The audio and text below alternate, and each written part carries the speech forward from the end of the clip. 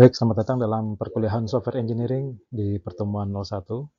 Pertemuan pertama, saya akan menjelaskan mengenai kontrak perkuliahan, apa saja yang akan dipelajari dalam Software Engineering, dan penjelasan-penjelasan singkat mengenai hal-hal yang relevan dengan Software Engineering.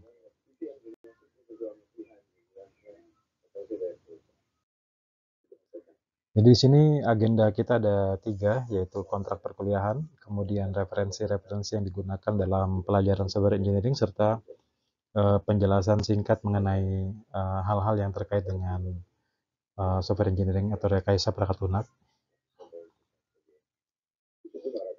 Pertama, jumlah tatap muka yang akan kita lakukan adalah 14 pertemuan secara efektif di luar ujian tengah semester dengan ujian akhir semester. Kemudian ada ujian tengah semester itu sendiri dengan porsi nilai 50%. Kemudian ada ujian akhir semester dengan porsi 40%. Dan untuk kehadiran sendiri nilainya adalah 10%. Dan ini sifatnya juga sedikit tentatif, menimbang situasi nanti untuk nilai ujian tengah semester bisa didistribusikan ke beberapa komponen seperti tugas atau kuis. Oke, untuk perkuliahan software engineering sendiri dalam satu semester ini akan terdiri dari 14 pertemuan tadi seperti saya sampaikan, di mana pertemuan pertama adalah pengenalan mengenai software engineering. Kemudian pertemuan kedua adalah proses dalam pembuatan software. Kemudian pertemuan 3 adalah pengembangan software berbasis agile. Kemudian pertemuan keempat adalah requirements engineering. Pertemuan kelima adalah pemodelan sistem. Kemudian pertemuan 6 adalah desain arsitektur dari sistem.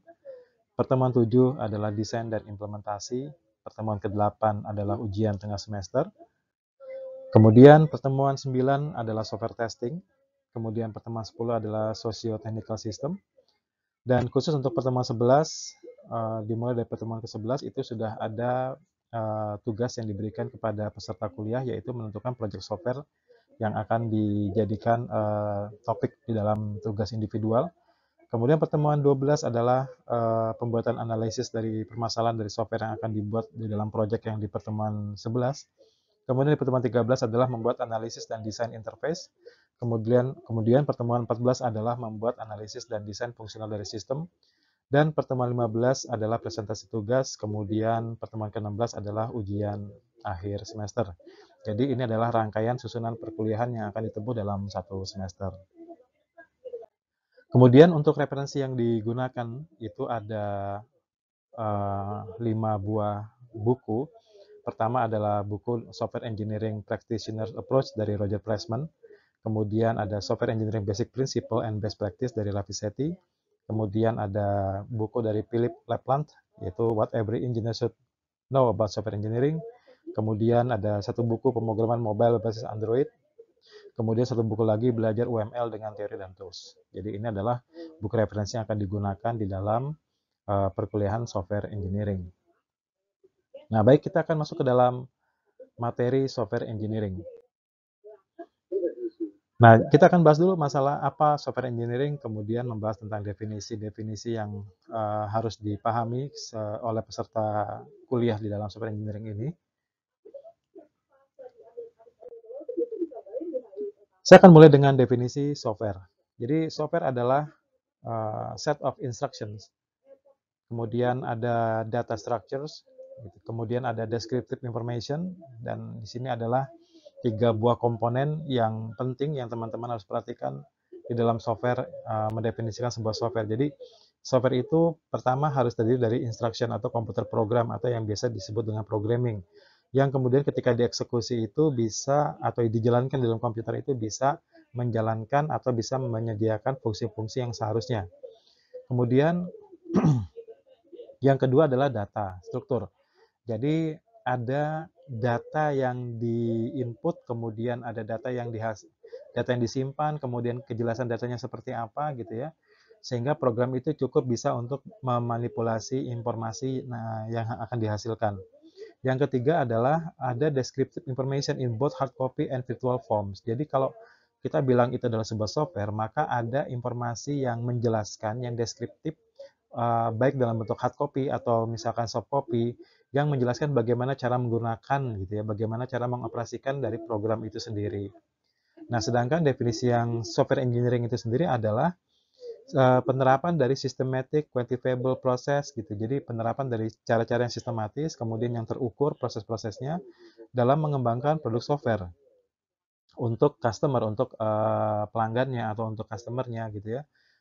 Subjeknya to cost, schedule, regulatory concern. Jadi dengan mempertimbangkan biaya, kemudian jadwal atau waktu, dan kemudian aturan-aturan yang diberlakukan. Jadi ini adalah dua definisi penting yang harus diperhatikan di dalam memahami antara software dan software engineering. Kemudian di sini saya berikan sebuah gambaran mengenai perbedaan antara software developer dengan software engineer. Yang terkadang stigma di masyarakat itu berpikir kalau software engineer itu pasti selalu programmer atau software developer, dan software developer itu uh, adalah sama saja dengan software engineer. Sebetulnya kalau dibilang sama saja, mereka semua sama domainnya. Tetapi secara spesifik, ini pekerjaannya berbeda. Jadi kalau dibagi dalam fungsi utamanya, ini software engineering dengan software developer itu berbeda tugas. Satu kesatuan, tapi berbeda tugas.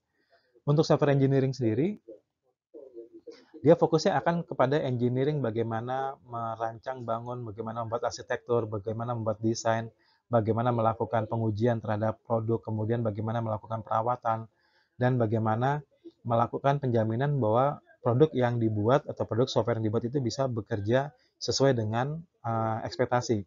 Gitu ya. Kemudian yang kedua adalah deeper system design thinking. Jadi yang membuat software engineer ini menjadi mahal adalah karena memiliki pemahaman atau memiliki pengetahuan yang sangat dalam, baik dari segi saintifik, algoritma, struktur data, dan apapun yang disebut dengan arsitektur dan desain dari sebuah sistem. Jadi berpikirnya di tataran level arsitektural, gitu. Kemudian yang ketiga adalah innovation and research. Jadi selalu mencari kebaruan dari produk yang akan dideliver kepada customernya. Jadi sifatnya ini lebih ke arah banyak melakukan pengamatan, melakukan uji coba, melakukan riset pasar, dan sebagainya. Nah, sebaliknya, kalau software developer itu fokus on programming. Jadi ini fokusnya pada technical buildingnya. Jadi bagaimana membuat coding, bagaimana meracik coding sintaksnya itu sesuai dengan apa yang dirancang, sesuai dengan arsitektur yang diberikan kepada dirinya. Gitu. Kemudian yang kedua adalah specialized and coding. Nah, spesifik sekali permintaan codingnya. Jadi kalau misalnya dia ahli di Java ya, dia akan menggunakan Java khusus untuk mengembangkan fitur-fitur tertentu. Atau dia misalkan sangat kompeten di Python, kemudian dia akan menggunakan Python untuk mengembangkan fitur-fitur yang diminta dalam arsitektur dari software itu. Dan yang terakhir adalah problem solving focus. Jadi seorang software developer itu dia akan fokus kepada bagaimana dia bisa menyelesaikan permasalahan-permasalahan dengan bahasa pemrograman yang dia kuasai sehingga dia bisa mengimplementasikan setiap function-function atau setiap permasalahan yang ada di dalam produk software. Jadi ini perbedaan antara software developer dan software engineer. Atau kadang-kadang masyarakat atau orang juga bilangnya programmer gitu ya. Jadi programmer itu kerjanya ngapain ya? Kerjanya programming, bikin program gitu ya, bikin aplikasi dari rancangan yang diberikan. Jadi ini sekilas dari perbedaan antara software engineer dengan software developer. Oke, kita lanjut lagi. Jadi bagaimana sih asal muasalnya software project ini dibuat? Jadi sebetulnya ada hubungan keterkaitan antara customer dengan software engineer atau software developer. Gitu. Nah, pertama adalah customer itu akan men-trigger needs gitu atau kita melihat needs-nya dari pasar. Di pasar misalkan dibutuhkan aplikasi untuk bisa mendeteksi tingkat polusi dan menggunakan sensor X misalnya gitu ya. Nah, kita nih tahu itu dibutuhkan. Sehingga ketika kita survei di pasar, oh ternyata kita tuh perlu sensor untuk mendeteksi tingkat polusi udara yang akan digunakan oleh banyak orang supaya orang itu bisa waspada terhadap polusi dan bisa berantisipasi dari penyakit ISPA seperti itu. Nah, sehingga ada yang namanya customer needs itu mendrive proses activities. Ya, kemudian di sini ekspektasinya adalah membuat produk gitu ya. Membuat produk, tapi yang perlu diperhatikan oleh kita semua bahwasanya ada customer produk constraint dengan proses. Jadi tidak ada produk yang tidak memiliki constraints dan setiap constraint itu dibangun untuk eee, bisa membentuk sebuah fitur gitu dalam produk itu dan kemudian itu didasarkan dari apa yang dibutuhkan oleh customer dan itu baru kemudian dibuat. Jadi ada drivernya adalah customer, proses, constraint dengan produk. Nah, kemudian apakah produk kita bisa memenuhi ekspektasi pelanggan atau tidak, produk kita bisa memenangkan pasar atau tidak, itu bergantung dari bagaimana kita bisa dengan jeli memfasilitasi atau melihat kebutuhan-kebutuhan yang ada dari customer kita. Dan ini adalah tugas-tugas dari software engineer. Jadi software engineer itu harus punya kemampuan yang kompleks ya, bisa dikatakan sangat kompleks, yaitu kemampuan dia berkomunikasi, melihat permasalahan, kemudian kemampuan dia untuk merancang fitur-fitur dari aplikasi dan lain sebagainya. Jadi not just only coding gitu, doing a coding, jadi bukan seperti itu. Dan kemudian bagaimana membalancing dari project software. Jadi kenapa istilahnya adalah project? Karena membuat sebuah software ini bukan pekerjaan individual yang kemudian dianggap adalah pekerjaan yang mudah, yang penting programnya jadi, aplikasinya bisa jalan di komputer, kemudian masalahnya selesai. Itu tidak demikian. Jadi kalau kita bicara software, ini bicara konteks yang sangat profesional, karena ujungnya nanti ini adalah sebuah produk, yang produk itu nanti akan melibatkan banyak hal, terutama adalah pada aspek dari budget gitu ya. Budget, kemudian masalah fungsi, kemudian masalah penggunaan yang lainnya. Dan sehingga ini harus diperhatikan bahwasanya ketika kita bicara masalah customer, kita bicara masalah user, user ini akan terlibat dalam project juga. Kemudian dalam proses membangun softwarenya, itu juga ada yang namanya skill, teams, dan legal dan ethical. Itu juga masuk ke dalam project. Kemudian dari constraint-nya adalah masalah budget dengan jadwal atau time atau schedule. Dan ini yang menjadi masalah ya di mana-mana project ya. Jadi ketika keluar dari jadwal yang direncanakan, sudah pasti budgetnya itu akan bertambah 2 kali lipat lebih banyak daripada yang diperkirakan. Dan ini sangat bahaya dalam project apapun ya. Jadi tidak hanya dalam software, dalam project apapun, yang namanya over schedule pasti akan menyebabkan over budget. Tapi celakanya di dalam dunia software ini tidak ada satu permasalahan yang unik. Jadi tidak bisa menyelesaikan masalah percepatan pengerjaan software itu dengan menambah banyak programmer, itu belum tentu berhasil. Karena programmer yang dilibatkan dalam project, kemudian dia dilibatkan di tengah-tengah atau dia dilibatkan di akhir, sementara project itu adalah project yang besar, maka tidak dengan cepat bisa langsung apa namanya ya, menyelaraskan pekerjaannya di dalam project itu. Bahkan bisa jadi menimbulkan konflik-konflik baru dengan melihat coding yang pernah dibangun sebelumnya, atau mungkin codingnya tidak jelas, atau mungkin tidak ada dokumentasi yang menjelaskan, dan sebagainya. Kemudian tambah lagi adalah pada produknya ini kita harus melihat ada requirement-nya apa yang dibutuhkan, kemudian teknologinya itu seperti apa dan tools-nya apa yang diperlukan. Nah, sehingga kalau kita bicara proyek pembangunan software, maka bukan bicara hanya sekedar ya sudah yang penting bisa Python, bisa bikin. Nah, nggak begitu ya. Jadi kita bicara Python itu baru hanya pada sisi tools-nya aja. Kemudian kalau kita bicara programmernya udah ada Pak, programmer yang bisa Java, bisa Python, kemudian bisa Ruby, bisa C++, bisa bahasa R gitu ya. Itu baru skill-nya saja. Padahal ada masalah yang lain, yaitu masalah teams gitu ya, legal, ethical, kemudian schedule, budget, dan moreover gitu. Nah, jadi ini adalah drivers of software project key balance. Jadi kalau membalancing ini pekerjaan yang cukup rumit dan pekerjaan yang membutuhkan kecerdasan emosional juga dalam melakukan balancing ini. Dan kemudian ada yang disebut dengan software engineering layers. Nah, ini layers yang harus diperhatikan di dalam software engineering adalah pertama, kita harus punya tools yang tepat, kemudian kita harus punya metode yang tepat, proses yang terkendali, dan fokus pada kualitas. Dan ini tidak gampang. Metode, kita ngomongin metode dulu ya. Metode pengembangan software itu banyak. Kalau di beberapa buku software engineering atau beberapa buku-buku yang terkait dengan pengembangan software atau sistem informasi itu, biasanya yang paling umum itu dikenal dengan waterfall method gitu ya. Tapi waterfall method itu bukan satu-satunya yang metode yang bisa dipakai gitu. Dan ini sangat bergantung terhadap situasi dengan kondisi.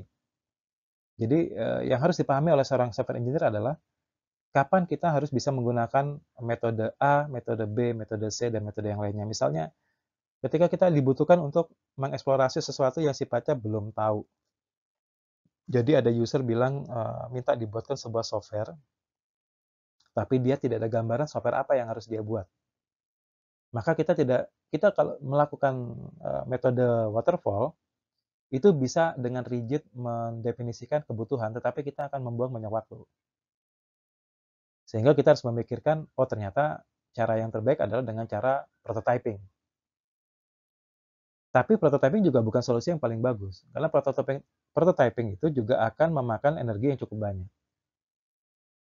Cepat bisa menemukan requirements, tetapi akan sangat memakan energi. Itu adalah prototyping.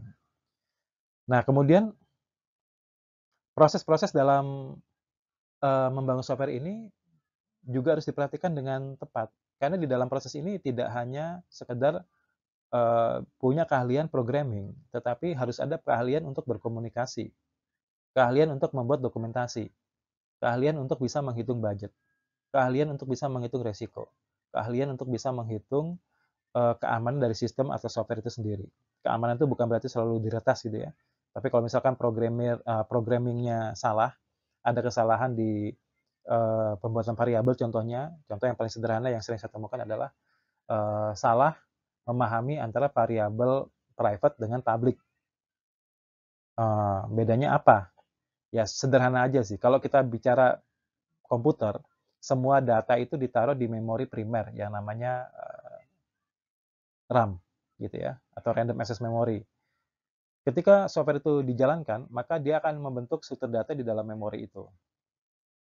Ketika dia didesain untuk private dengan public, maka ada perlakuan variabel yang berbeda, di mana ada hak akses di situ yang akan diperlakukan sangat berbeda, dan itu akan mempengaruhi nilai pada variabel yang selanjutnya. Dan kalau kita teruskan ini kita bicara sangat teknis sekali dalam struktur data ya, maka bisa terjadi yang namanya disintegrasi dari yang namanya data. Atau mungkin bisa terjadi namanya malfunction dari data, sehingga ini harus diperhatikan ya. Itu baru salah satu contoh aja. Nah, jadi dalam rangkaian software engineering layers ini, kecakapan kita dalam menentukan tools-nya apa, metode-nya bagaimana, prosesnya bagaimana, dan quality focus-nya seperti apa, ini wajib dimiliki. Karena kalau kita miss di dalam ini, atau kita salah kita salah dalam memahami ini, nanti akan saya tampilkan slide yang berikutnya mengenai apa yang dimaksud dengan kegagalan di dalam grafik kegagalan dalam software dan grafik kegagalan di dalam hardware. Oke, kita contoh ke sini dulu, kurva kegagalan software. Jadi di sini ada dua koordinat ya. Pertama adalah failure rate dengan time. Nah, jadi maksudnya apa dengan kurva kegagalan software ini? Jadi yang namanya kegagalan itu di awal itu bisa direduksi dalam software seiring dengan berjalannya waktu, tapi sebetulnya ini akan sangat-sangat costly. Nah, kalau kita melihat bahwasanya di sini ada yang namanya change. Ada failure rate itu menurun seiring dengan waktu, kemudian di sini ada increase failure rate due the side effect. Nah, ini gampangnya gini deh. Kalau kita punya software, kita sebagai pengembang software, kemudian software kita itu kita deploy kepada user, seberapa kita bisa mengukur kestabilan dari software kita pada saat penggunaan. Yang namanya kegagalan dari software itu pasti bisa terjadi kapan aja. Dan kemudian juga bisa diperbaiki kapan saja. Namun permasalahannya adalah ketika software itu selalu gagal, diperbaiki, gagal, diperbaiki, gagal, diperbaiki, ini jadi masalah. Artinya kita akan melihat grafiknya bahwasanya change, perubahan, setiap kali ada perubahan itu pasti akan berefek kepada failure yang baru lagi. Kemudian ada perubahan lagi, akan berefek kepada failure lagi. Perubahan lagi, failure lagi. Perubahan lagi, failure lagi. Dan ini akan over and over berlaku terus. Sehingga pada kurvanya ini terhadap failure itu sangat-sangat tinggi sekali. Dan ini yang umumnya biasanya membuat para developer software itu menjadi, mohon maaf ya, jadi kabur atau mungkin tidak bertanggung jawab karena banyaknya error yang ditemukan atau defect yang terjadi selama penggunaan sistem, sehingga mereka tidak lagi bisa menghandle itu dan jadi tidak bertanggung jawab ya. Jadi ini sering terjadi ya. Dan kemudian ada juga yang disebut dengan kurva kegagalan hardware. Jadi yang ini maksudnya apa? Hardware itu berubah, ada evolusi dari hardware. Dan ketika hardware berubah atau ada update atau ada perubahan dari komponen hardware, maka jika software kita tidak segera menyesuaikan dengan perubahan hardware tersebut, akan tidak bisa dipakai. Contoh, aplikasi-aplikasi yang didevelop sebelum generasi Core 2 Duo, hari ini udah nggak bisa dipakai semua. Contoh ya teman-teman ya. Kalau misalkan kita pakai Windows 98 di Core i3, itu sudah nggak bisa, nggak proper. Gitu. Atau gampangnya begini, ada sebuah sistem komputer atau laptop yang menggunakan prosesor Core i5 tapi generasi ketiga, kemudian ketika di-upgrade menjadi Windows 11, maka tidak bisa di-upgrade karena muncul di situ bahwa hardware-nya tidak proper untuk mendukung upgrading ke arah Windows 11 dan ini menjadi masalah gitu ya. Dan ini terjadi juga di laptop saya gitu ya, bahwa laptopnya atau hardware dari laptopnya ini sudah tidak lagi bisa untuk menuju ke Windows 11. Jadi hanya stuck sampai ke Windows 10. Dan ini kurvanya itu menjadi naik seperti ini ya. Jadi ketika dia nanti ini diminta untuk menggunakan fitur-fitur yang ada di Windows 11 seperti Copilot dan lain sebagainya, itu nggak bisa dipakai lagi. Nah, sehingga kalau bisa dibilang failure, ya ini bisa dibilang failure, artinya tidak bisa menggunakan fungsi-fungsi dari yang seharusnya karena adanya kadaluarsa dari peralatan. Nah, jadi ini seperti ini. Sehingga seorang software engineer itu harus bisa memprediksikan sampai berapa tahun masa usia software yang dikembangkan itu menimbang dari perkembangan hardware yang akan datang. Nah, tentunya ini juga tidak terlalu gampang untuk dilakukan karena kita harus mensurvei bagaimana nanti roadmap-nya, misalnya prosesor Intel, prosesor AMD, kemudian graphical processing unit-nya, kemudian bagaimana hard disk-nya, bagaimana memorinya, dan lain sebagainya. Ini harus diperhatikan oleh semua software engineer supaya software engineer itu bisa menjustifikasi penggunaan software-nya dia nanti akan sampai berapa lama. Dan ini butuh analisis yang tajam ya. Jadi kebutuhan analisisnya sangat tajam sekali untuk menekan resiko kegagalan pada hardware gitu. Nah, software secara secara fungsional nggak ditemukan masalah dalam software-nya, tapi akan bermasalah ketika ada hardware baru, kemudian software-nya nggak bisa lagi dipakai. Nah, itu yang jadi problem. Nah, kemudian software domain itu apa aja sih? Gitu ya. Di dalam referensi Pressman itu ada 7 buah domain dari software. Itu yang pertama adalah sistem software, itu seperti compiler, editor, file management, operating system gitu ya. Ini adalah sistem software. Jadi kelompok sistem software itu yang seperti ini, compiler gitu ya. Kalau misalnya bicara Python, nah Python itu juga termasuk dari sistem software. Atau bicara C++ atau bicara dari Java itu termasuk sistem software. Nah, kemudian ada yang domain kedua adalah application software. Ini seperti SAP Business Software, kemudian PeopleSoft, kemudian ERP, dan lain sebagainya. Kalau di Indonesia mungkin ada, kalau masih ada tuh Zahir Accounting gitu ya, itu juga termasuk application software gitu. Nah, kemudian yang ketiga adalah engineering scientific software, dan ini banyak sekali digunakan di dunia scientific, dari yang mulai tidak terlalu banyak didengar orang sampai yang paling umum seperti MATLAB, Skylab, Inventor, dan lain sebagainya. Dan kemudian ada yang disebut dengan embedded software. Embedded software ini yang sekarang sudah sangat umum bicara di dunia otomotif atau dunia kendaraan, itu ada nama engine control unit. Ini contoh aja ya. Sebetulnya software yang embedded ini banyak sekali, ada di sistem air conditioner yang ada di rumah gitu ya, kemudian ada di kulkas yang pakai fuzzy logic, kemudian ada di peralatan-peralatan elektronik yang sifatnya cerdas, itu juga ada ada embedded software-nya. Kemudian yang berikutnya adalah product line software. Jadi product line software ini ya salah satu contohnya adalah word processor. Jadi kalau word processor ini yang buatan dari Microsoft, contohnya misalkan Microsoft Word gitu ya, itu di-develop untuk banyak negara, tapi setiap negara itu punya ciri khas beda-beda. Ini product line.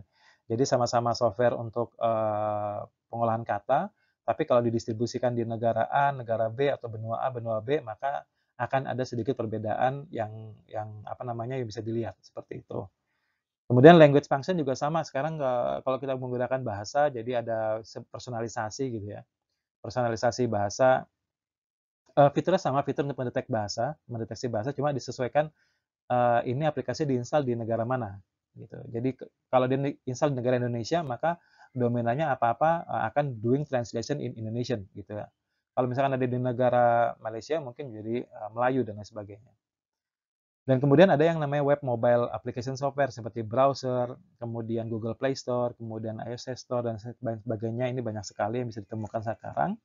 Dan yang paling trending topik yang hari ini juga bisa teman-teman lihat adalah artificial intelligence software seperti ChatGPT, Copilot, Canva, dan banyak banget gitu ya. Pokoknya yang sekarang sifatnya itu mau bikin apa, mudah, cepat, tinggal kasih idenya sedikit, nanti dia bisa membantu ilustrasinya atau membantu membuatnya. Nah, itu adalah AI software.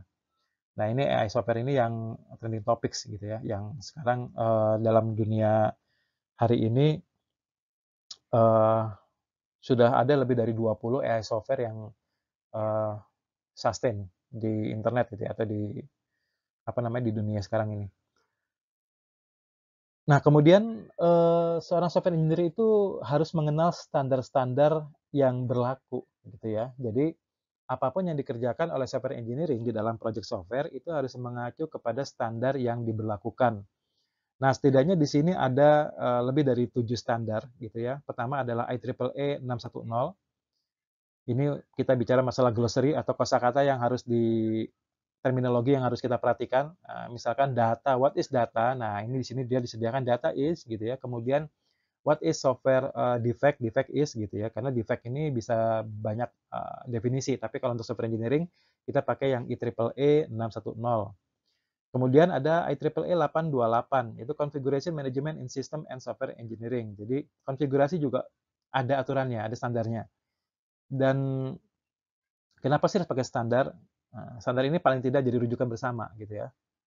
Misalkan kalau kita bicara standar PLN, gitu, SPLN gitu ya, atau misalkan SNI, ya udah itu sebagai acuan. Jadi kalau misalnya menentukan sebuah kelayakan, ya pakai acuan yang sama gitu. Kemudian ada IEEE 829 yaitu Software Test Documentation. Jadi kalau kita melakukan pengujian terhadap software, maka dokumentasinya bentuknya harus seperti apa. Nah, ini mengacu kepada 829. Kemudian ada IEEE 1028 Software Review and Audit. Nah, ini penting sekali. Jadi audit software itu dilakukan oleh siapa dan bagaimana bentuknya dan apa yang harus diinvestigasi. Ini ada di aturannya di IEEE 1028. Dan kemudian ada yang namanya IEEE 1016. Ini Information Technology, System Design, and Software Design Description. Kemudian IEEE 1074 itu adalah Developing a Software Project Lifecycle Process. IEEE 1471 adalah Software Architecture and System Architecture Design. Kemudian IEEE 12207 adalah Information Technology and Software Lifecycle Process. Jadi ini at least, tapi not last gitu ya. Ini adalah standar number atau standar dalam software engineering yang kita harus gunakan dalam domain tugas seorang software engineer. Seperti itu. Nah, kemudian seorang software atau sistem engineering itu fungsinya apa aja secara secara ringkas. Pertama adalah sistem engineering itu atau software engineering function itu melakukan dua hal sebetulnya ya. Sebagai sistem engineering function dia akan melakukan problem definition. Sebagai seorang software engineering juga dia akan melakukan requirement analysis. Karena requirement analysis itu salah satu bagiannya adalah problem definition. Tidak semua orang itu mampu mendefinisikan masalah dalam konteks pembuatan software.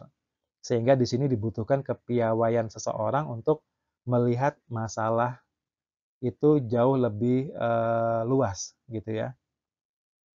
Nah, sehingga determine needs and constraints by analyzing system requirements allocated to software. Gitu. Jadi sebetulnya yang harus dibangun itu apa? Masalahnya apa? Gitu ya. Kemudian kalau sudah menemukan masalah, dia harus bisa mencari solution analysisnya. Bahwasanya solusinya itu dari semua kemungkinan solusinya, maka solusi yang digunakan adalah yang ini. Nah, ini artinya dia melakukan software design. Jadi kalau sudah ada solusinya, maka buatlah software desainnya. Kemudian ada yang namanya proses planning. Proses untuk mengembangkan desain itu. Nah, kemudian adanya proses kontrol untuk mengendalikan proses itu adalah determine methods for controlling the project. Jadi, bagaimana cara kita memastikan bahwa apa yang dikerjakan itu sesuai dengan apa yang direncanakan. Dan yang terakhir adalah melakukan evaluasi dari produk, yaitu dengan melakukan testing, validasi, verifikasi, ditanya apakah sudah sesuai dengan ekspektasi dari user belum, kemudian apakah ada kendala nggak, kalau dimasukkan data yang ini error nggak, kalau misalkan dilakukan seperti ini, ada trouble atau tidak, dan ini dilakukan over and over again, sehingga ini adalah pekerjaan yang dilakukan oleh sistem software system engineering. Jadi, problem definition, solution analysis, process planning, process control, and the last one is product evaluation. Nah, ini dilakukan ya. Kemudian secara ringkasan, jadi tugas seorang software engineer ini nanti teman-teman semua ketika mengikuti perkuliahan ini setidaknya teman-teman bisa melakukan eliciting requirement. Jadi eliciting requirement ini adalah mengeksplorasi, menjelaskan, menuliskan apa yang dibutuhkan. Kemudian melakukan analisis dari requirement itu sendiri. Kemudian menulis dokumentasi, membangun dan menganalisis prototipnya seperti apa, kemudian mendevelop atau mengembangkan software arsitektur dan desainnya, kemudian dokumentasi lagi dibuat, kemudian researching software engineering teknik, jadi terus mencari teknik yang diperlukan apa, karena tadi kan tekniknya nggak bisa cuma satu, tergantung dari situasi dengan kondisinya, kemudian developing test strategy and test case-nya, kemudian melakukan testing the software recording result-nya, kemudian isolating problem and solving them. Jadi kalau ada masalah itu bukan ditutup-tutupi tapi diselesaikan gitu ya. Jadi sebagai seorang pengembang software atau sebagai seorang yang mengelola dan mengembangkan aplikasi itu selalu harus menyelesaikan permasalahan yang ada, bukan menutup-nutupi permasalahan atau membuat permasalahan baru. Jadi nggak mungkin juga seorang software developer dan software engineer itu membangun produk tidak melihat marketnya, tidak melihat customer-nya. Apalagi kalau sifatnya in-house development. Kalau kita bicara generic product, macam Microsoft Excel, Microsoft Word, itu semua orang akan menggunakan Microsoft Word dengan kebutuhan yang sama. Nggak perlu juga ditanya bagaimana rasanya mengetik. Nah, jadi yang penting orang itu mengetik mudah, gampang, dan bisa memanipulasi data dengan baik kan gitu. Tapi kalau bicara spesifik in-house development atau specific purpose software yang by request development-nya itu harus datang ke user, tanya. Dimodelkan sistemnya, arsitekturnya, dicari aspek kenyamanannya sehingga baru dikembangkan. Nah, jadi seperti itulah tugas dari software engineer. Jadi software engineer ini punya peranan yang sangat besar di dalam pengembangan software, sehingga jika dia tidak berfungsi dengan baik atau jika dia tidak melakukan pekerjaannya dengan baik, ini bisa menimbulkan kegagalan produk itu di akhir. Nah, jadi sangat kritikal fungsinya gitu ya. Dan ini mudah-mudahan menjadi pengantar perkuliahan yang bisa memicu rasa ingin tahu dari teman-teman semua di dalam pelajaran software engineering ini. Dan kita akan bertemu lagi di pertemuan berikutnya, pertemuan kedua mengenai bagaimana software proses itu lebih dalam dan apa saja komponen-komponen dalam software proses. Dan tentunya dari sini tidak cukup hanya sekedar mendengarkan dari paparan video ini, tapi teman-teman harus mengeksplorasi jauh lebih dalam dari referensi yang saya berikan. Oke, sekian, terima kasih sudah mengikuti video ini. Silakan jika ada pertanyaan bisa diberikan di kolom komentar.